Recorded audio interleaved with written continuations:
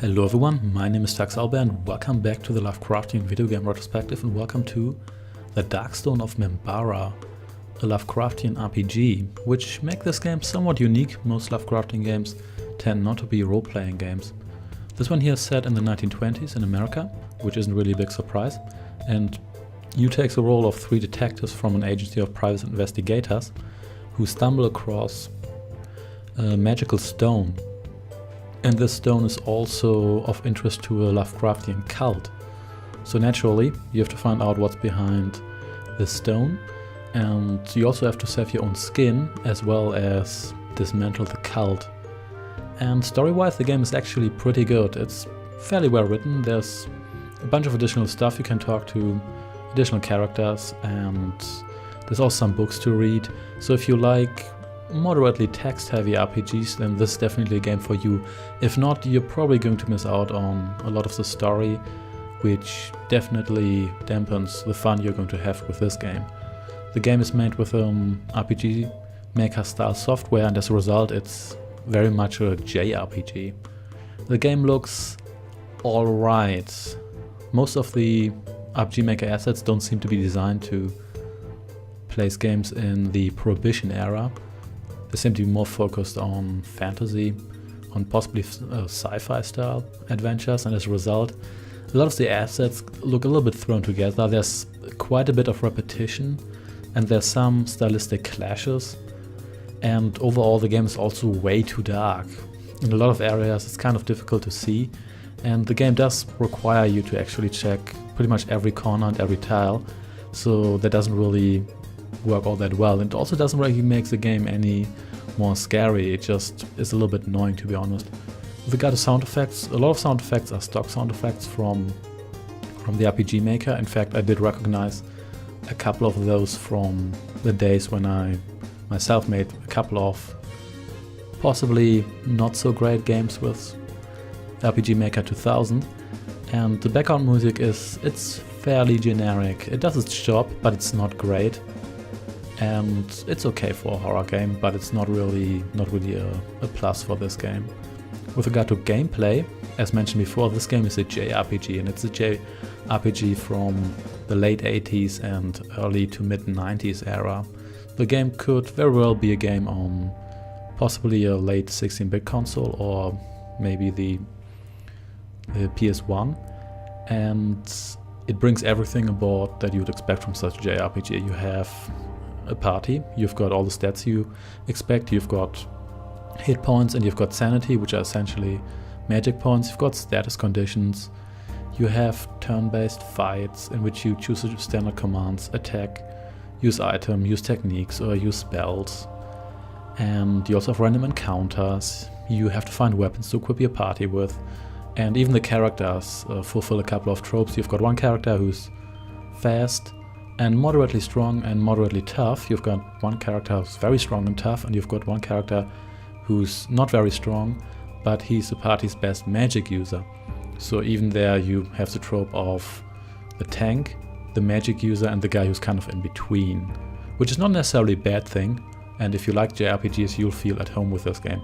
This game also brought the level of grinding you need straight from that era, and that's probably one of the game's weak spots, because the story is actually quite nice, but it's interrupted by a lot of grinding. Occasionally there's some really nasty boss fights, and these boss fights are also a lot harder than the random encounters.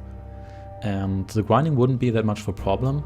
The game is actually relatively fast paced. You can go through fights relatively fast, and they do give you a decent amount of experience, but the problem is that a lot of times you don't really have access to any form of healing except for your spells and your items. Of course your items are limited and you can buy them for money, but the money is also limited, and for a lot of fights you don't really get any money, so you can't just fight by healing items and continue to fight, especially because you don't really have access to shops for large portions of the game.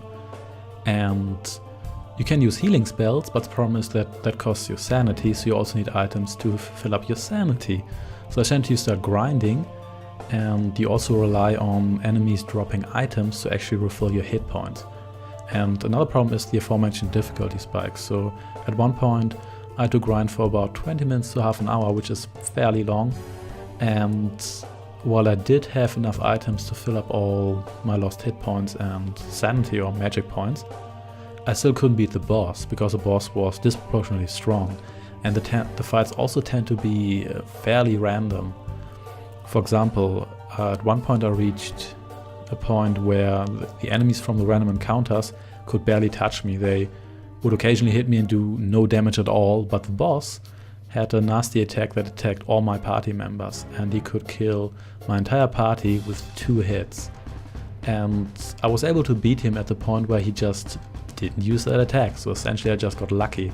And after that, the next dungeon was just way too easy, because I had spent so much time grinding until I ran into the next boss.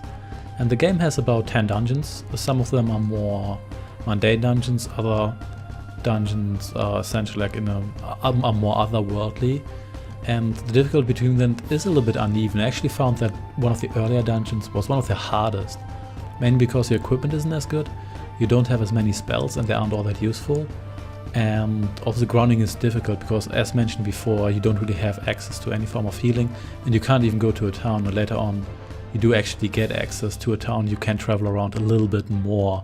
The game still isn't completely open, but gives you some more freedom.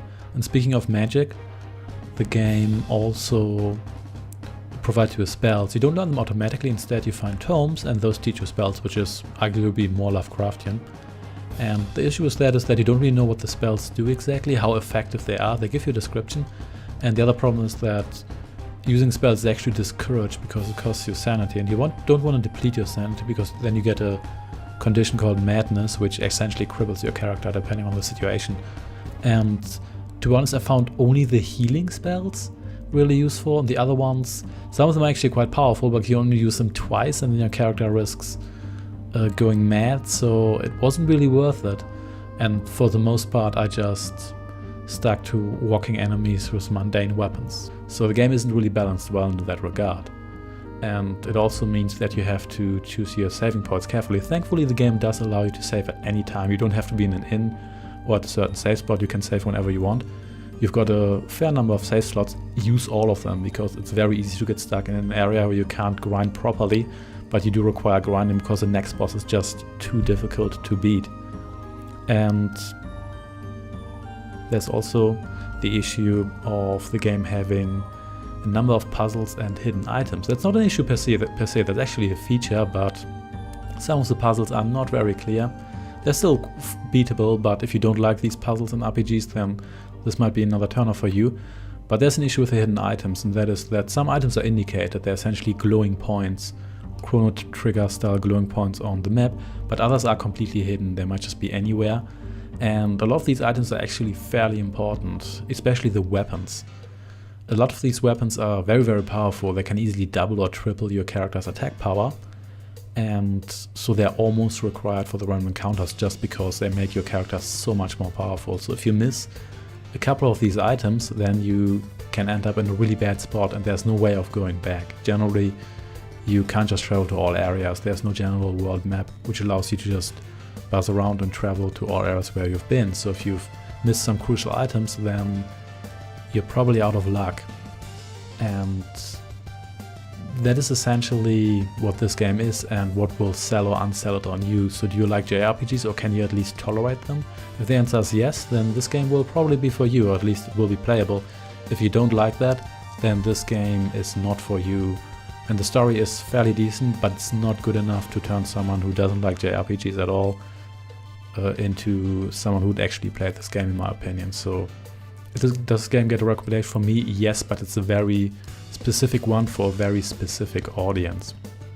The game has a fair length, but unfortunately, as mentioned before, a good number of that is spent grinding. But yeah, as mentioned before, if that's for you, it's okay. If not, then I wouldn't bother. Thanks for watching, and I shall see you next time. Take care and goodbye.